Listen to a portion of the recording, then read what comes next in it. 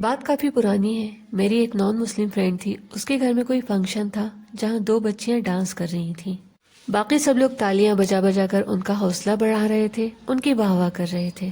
وہیں ایک ایسی بچی بھی موجود تھی جو دیکھنے میں بھی معمولی تھی اور اسے ناچنا گانا بھی نہیں آتا تھا، لہٰذا اس بچی پر لوگوں کی توجہ کم ہی جاتی تھی۔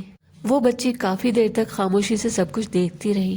پھر اسی جگہ پر ایک کولر رکھا تھا، وہ بچی کسی طرح کولر پر چڑھی اور 1 2 3 کہتے ہوئے کولر سے کود گئی۔ اس کی ناک منہ سب ٹوٹ گیا۔ ایسا اس نے لوگوں کا دھیان اپنی طرف کھینچنے کے لیے کیا۔ یہ بات تھوڑی پرانی ہے اور ایک بچی کی بچکانی حرکت تھی۔ آج کے دور میں لوگ پاگل ہیں، صرف ایک شہرت کے پیچھے اپنے آپ کو بدنام اور برباد کرنے میں بھی انہیں کوئی جھجک نہیں ہوتی۔ عام طور پر ایسے لوگ انجام کی پرواہ بھی نہیں کرتے۔ عائشہ صاحبہ کو اتنی شہرت مل رہی ہے کہ یہاں پر بھی ایک خطرہ ہے کہ کہیں کوئی نوجوان انجام سے بے خبر صرف لوگوں کی ہمدردی اور شہرت پانے کے لیے کہیں خودکشی جیسا حرام اور کائرانہ قدم نہ اٹھا لے۔ ایک کڑوا سچ یہ ہے کہ اگر عائشہ کے ہسبینڈ نے جہیز کی ڈیمانڈ کر کے بہت برا کام کیا ہے تو عائشہ نے بھی خودکشی کر کے کوئی بہت اچھا کام نہیں کیا۔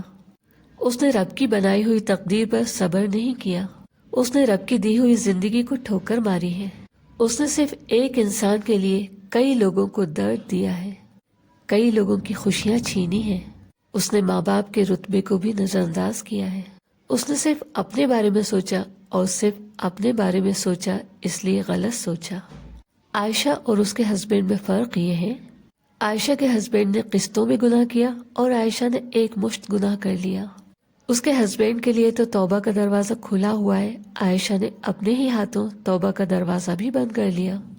عائشہ کو اتنے بڑے قدم کا فائدہ کچھ نہیں ہوا، نقصان ہزاروں ہیں۔ جس کے لیے عائشہ نے اپنی جان دی، وہ عائشہ کے مرنے کی خبر سن کر بھی کسی شادی میں انجوائے کر رہا تھا۔ عائشہ نے اس کے لیے جان دی جو اس کا تھا ہی نہیں، اور رلایا انہیں جو اس پر جان نچھاور کرنے کے لیے تیار تھے۔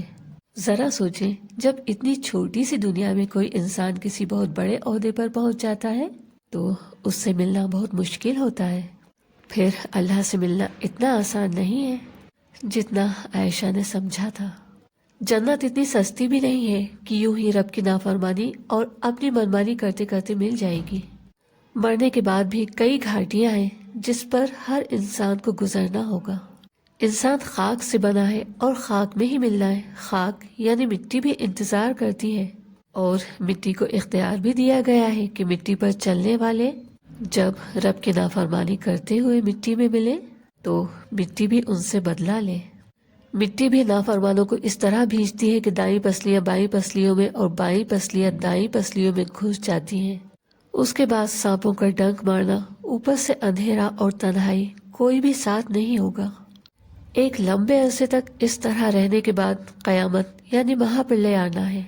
پھر اس کے بعد ایک ہی میدان میں سب انسانوں کو اکٹھا ہو کر اپنے کرموں یعنی اعمال کا حساب دینا ہوگا۔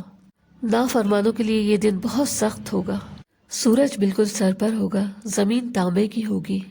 نافرمانوں کو اتنا پسینہ آ رہا ہوگا کہ وہ لوگ چاہیں گے کہ ہمیں چاہے نرک یعنی دوزخ میں ہی بھیج دیا جائے، لیکن اس گرمی، شرمندگی اور رسوائی سے ہمیں نجات مل جائے۔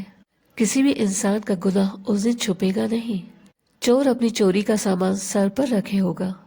وعدہ پورا نہ کرنے والا، ظالم بادشاہ، لوگوں کا حق چھیننے والا، کسی کی زمین پر ناجائز قبضہ کرنے والا، غرض یہ کہ ہر انسان اپنی گناہ کی سزا پا رہا ہوگا۔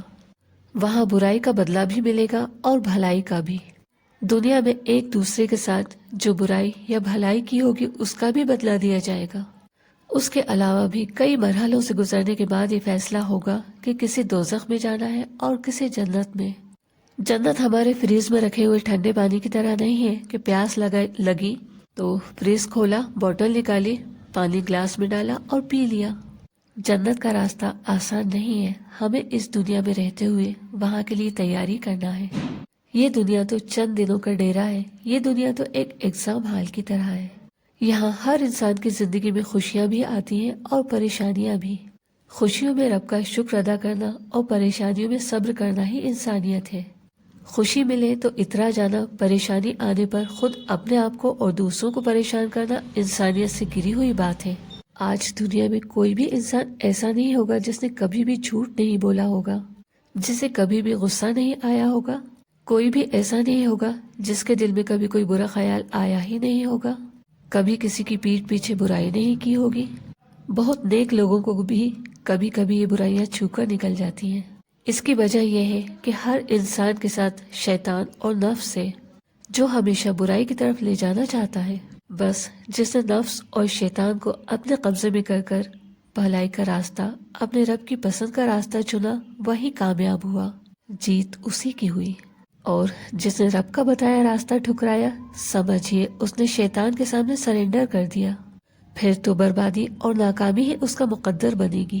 جب تک سانس ہے تب تک مہلت ہے کہ ہم اپنی غلطیوں پر رب کے سامنے شرمندہ ہوں، توبہ کریں اور رب کے بتائے بھلائی کے راستے پر ہی چلیں۔ میں جانتی ہوں مرنے والے کے نگیٹو پہلو پر یا یوں کہیں کہ مرنے والے کے نگیٹو پہلوؤں کو ہائی لائٹ کرنا مناسب نہیں ہے۔ میری ان باتوں کا مقصد صرف یہ ہے کہ لوگ سکے کا دوسرا پہلو بھی دیکھیں، اور اب کوئی بھی رب کی امانت کو اس طرح نہ ٹھکرائے، کوئی بھی حالات سے گھبرا کر خودکشی نہ کرے، کسی کا سہاگ نہ اجڑے، کسی کے ماں باپ کا سایہ سر سے نہ ہٹے، کسی کا آنچل سونا نہ ہو۔ ہر انسان شکر اور صبر کے ساتھ رب کے بتائے طریقے سے اپنی زندگی گزارے، نیک راستے پر چلتے ہوئے اپنی باری کا انتظار کرے، کیونکہ موت کا مزہ ہر جاندار کو چکھنا ہی ہے۔